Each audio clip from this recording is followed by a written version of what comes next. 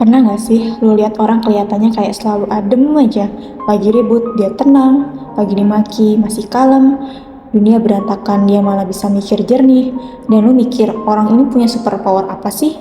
Kok bisa setenang itu? Tenang, di video ini gue bakal bongkar satu-satu kebiasaan orang yang bisa tetap tenang di situasi paling kacau sekalipun. Dan ini bukan teori doang, ini dari psikologi, filosofi, dan latihan nyata yang bisa lu praktikin langsung. Yuk kita bahas. Oke, jadi gini, orang bisa tetap tenang waktu stres tuh bukan karena mereka nggak pernah tegang ya. Bukan karena hidup mereka damai-damai aja, tapi karena mereka ngerti banget gimana tubuh mereka bereaksi waktu stres. Gue kasih analogi dulu biar kebayang. Tubuh kita tuh kayak punya sistem alarm otomatis. Begitu lu ngerasa ada ancaman, entah itu deadline mepet, orang bentak, atau bahkan cuma notifikasi dari bos, tubuh lu ngerasa aktifnya namanya mode survival. Itu sistemnya namanya fight or flight response. Ini sistemnya bawaannya dari zaman nenek moyang kita, masih ngejar-ngejar mamut. Bedanya sekarang musuhnya bukan harimau, tapi email dadakan jam 10 malam. Nah, waktu sistem ini aktif, ada banyak hal yang langsung kejadian di tubuh lo. Jantung berdetak lebih cepat, nafas jadi pendek dan dangkal, otot menegang siap buat melawan atau kabur, pencernaan berhenti dulu karena tubuh mikir, entar dulu deh, nggak penting sekarang, dan otak lu pun mulai muter cepat, tapi kadang kayak overthinking. Ini semua otomatis bro, lu nggak milih badan lu yang ngelakuin, tapi orang yang tenang itu paham satu hal penting. Gue nggak bisa cegah tubuh gue bereaksi, tapi gue bisa ngatur ulang supaya dia nggak overaktif. Caranya gimana? Pertama mereka sadar sinyalnya. Kayak, oke, gue mulai nafas ngos-ngosan, tapi gue dingin, suara mulai naik dikit. Orang biasa tuh kadang nggak nyadar, tiba-tiba udah meledak aja. Tapi mereka yang tenang tuh, pintar baca sinyal awal dari tubuhnya. Kedua, mereka punya cara buat matiin alarmnya. Salah satu yang paling sering dipakai pernafasan sadar. Gue kasih contoh simple. Nama box breathing. Lu tarik napas 4 detik, tahan 4 detik. Buang napas 4 detik lagi, tahan lagi 4 detik. Ulang terus beberapa kali. Kenapa ini manjur? Karena waktu lu ngatur napas, lu kirim sinyal ke otak. Santai aja, kita aman kok. Gak ada sinyal yang ngejar. Dan begitu otak dapat sinyal aman, sistem tubuh pelan-pelan nurut. Jantung nurunin tempo, otot mulai lemas, kepala jadi lebih jernih. Lu balik punya kendali. Selain napas, mereka juga suka pakai teknik grounding. Contohnya, lihat 5 benda di sekitar, sentuh 4 tekstur, dengerin 3 suara, hirup 2 aroma, sebut satu hal yang lu syukuri. Ini namanya 5-4-3-2-1 teknik. Tujuannya biar otak lu balik ke sini dan sekarang, bukan nyasar ke masa depan yang belum kejadian. Intinya ya, orang yang tenang itu nggak nunggu dunia adem buat tenang. Mereka justru tenang karena ngerti. Kalau gue bisa ngerti dan ngatur tubuh gue waktu stres, gue nggak akan dikontrol sama rasa panik. Dan itu semua dimulai dari kesadaran diri dan latihan kecil yang konsisten. Salah satu alasan kenapa banyak orang gampang panik, overthinking atau stres, itu sebenarnya simple. Mereka nggak bisa bedain mana yang benar-benar kejadian sama mana yang cuma cerita di kepala mereka sendiri. Ini yang ngebedain orang yang tenang sama reaktif. Bukan karena hidup mereka lebih gampang, tapi karena mereka nggak langsung percaya sama semua isi pikirannya sendiri. Gue kasih contoh ya, lu lagi kerja, tiba-tiba atasan lu ngomong, besok pagi ketemu di ruang meeting ya, kita harus ngobrol soal laporan kemarin. Orang yang reaktif langsung mikir, waduh gue pasti ada yang salah, jangan-jangan laporan gue kacau, aduh bisa-bisa gue dimarahin atau diturunin proyeknya. Padahal faktanya apa? Cuman satu, besok lo diminta ketemu buat ngobrol soal laporan, itu doang, titik.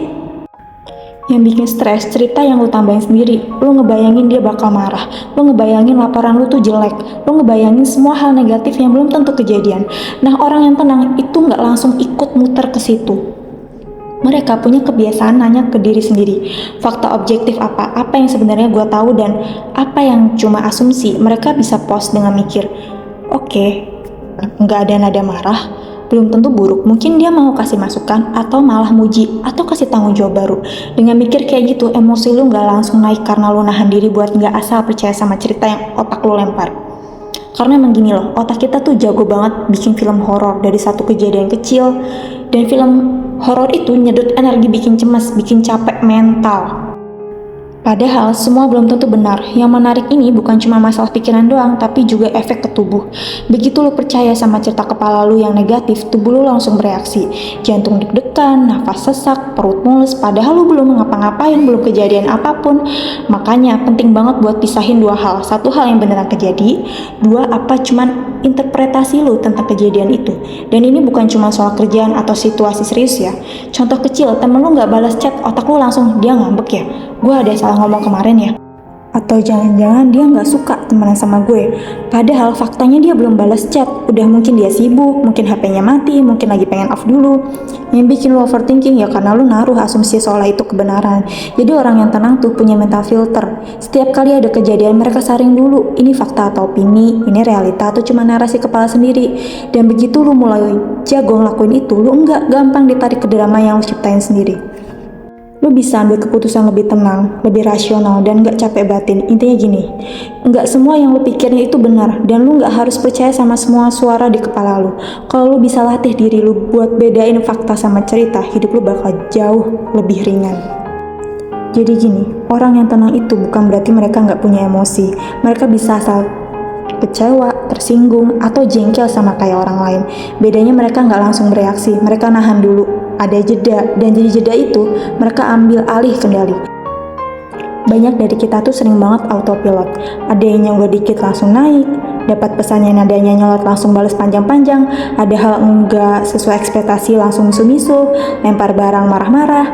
Itu karena kita nggak ngasih ruang buat berpikir sebelum bertindak. Orang yang tenang tuh punya kebiasaan pause, selalu pilih respons. Gua kasih contoh, mereka lagi di jalan buru-buru, tiba-tiba ada motor nyalip dari kiri sambil marah-marah nggak jelas. Refleks lu pengen maki balik, tapi lu jeda sebentar dan mikir kalau gue bales ini bakal jadi panjang, emosi gue bakal kacau, mungkin bisa ribut, telat sampai tujuan, dan nyesel seharian. Nah, orang yang tenang itu selalu mikir ke depan. Dia nggak mau satu emosi kecil ngancurin energi satu hari penuh. Ada istilah keren buat ini dalam dunia psikologi, respon gap atau jeda antara stimulus dan reaksi. Disitulah tempatnya kebebasan lo. Semakin panjang jeda itu, semakin besar kendali lo punya atas hidup lo. Dan biasanya sebelum mereka respon, mereka juga ngasih nama dulu ke emosi yang mereka rasain. Bukan cuma gue marah, tapi lebih detail. Gue ngerasa gak dihargain, gue ngerasa dipojokkan, gue ngerasa takut gagal. Dengan kasih nama yang tepat, emosi lo jadi lebih jinak. Otak lo nggak lagi cuma bereaksi, tapi mulai mikir, oke, ini bisa diatur. Kadang mereka juga latihan buat nanya ke diri sendiri sebelum ambil sikap. Apa respon gue? Ini bakal bikin keadaan lebih baik? Apa gue akan nyesel nanti kalau gue ikutin emosi sekarang? Apa ini sesuai sama versi terbaik gue? Dan percayalah, itu bukan latihan. Bukan sekali langsung jago, tapi makin sering lo tahan, makin kuat otot mental lo. Kebiasaan nahan dulu sebelum merespon. Ini juga penting banget dalam komunikasi. Misal pasangan lu ngomong sesuatu yang nyelekit, kalau lu langsung balas perang bisa pecah. Tapi kalau lu jeda, tarik napas dan bilang, gue denger dulu, tapi gue butuh waktu bentar sebelum jawab. Lu terlihat profesional dan tetap punya martabat. Intinya gini, respons yang bagus itu bukan waktu, dan waktu itu bisa lu ambil kalau lu sadar dan ngelatih diri buat gak langsung terpancing.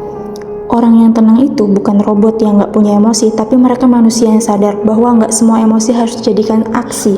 Kadang diam sebentar justru cara terbaik buat kontrol situasi. Bukan berarti lu kalah, tapi lu lagi menangin diri lu sendiri. Orang yang kelihatan tenang, kalem, gak gampang panik itu bukan karena hidup mereka bebas masalah. Justru mereka juga punya banyak hal yang bikin stres, bikin cemas, bikin capek. Tapi bedanya satu, mereka tahu mana yang bisa mereka kontrol dan yang enggak. Ini kelihatannya simpel, ya tapi efeknya gede banget. Soalnya banyak dari kita tuh capek, bukan karena masalah berat, tapi karena kita naruh energi ke hal-hal yang sebenarnya nggak bisa kita kendaliin. Contoh nih ya, kita nggak bisa kontrol cuaca, tapi kita ngedumel sepanjang jalan karena hujan. Kita nggak bisa kontrol omongan orang, tapi kita mikirin semalaman kata-kata mereka. Kita nggak bisa kontrol masa lalu, tapi kita nyalahin diri terus tiap hari. Yang nggak kayak gini tuh nyedot energi tapi nggak ngasih solusi.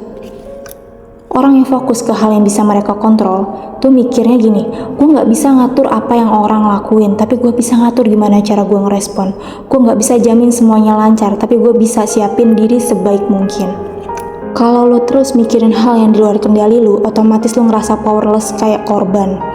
Tapi waktu lu fokus ke hal yang bisa lu ubah, pelan-pelan lu ngerasa lebih kuat, lebih tenang, dan lebih siap jalanin apapun. Contoh paling nyata tuh, ngadepin orang lain. Orang nyebelin, gak bisa kita ubah, tapi sikap kita ke mereka, cara kita ngerespon itu sepenuhnya dalam kendali kita. Bisa jadi kita milih cuekin atau jawabnya dengan tenang atau jaga jarak. Yang penting bukan bikin mereka berubah, tapi bikin kita enggak ikut-ikutan rusak moodnya. Dan lucunya, semakin kita fokus ke diri sendiri dan hal yang bisa kita atur, semakin besar juga pengaruh positif kita ke sekitar. Karena orang lain bakal ngelihat, oh ini orangnya tenang ya, nggak gampang kebawa emosi, tapi jalan terus walau banyak hal yang nggak ideal.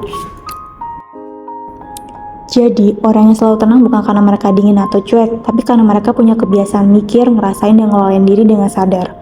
Tenang itu bukan bakat, tenang itu skill, dan kabar baiknya skill ini bisa lu latih mulai hari ini. Oke, kalau lu suka video ini, jangan lupa pencet tombol like, share ke teman lo yang lagi butuh ketenangan. Sampai ketemu di video berikutnya.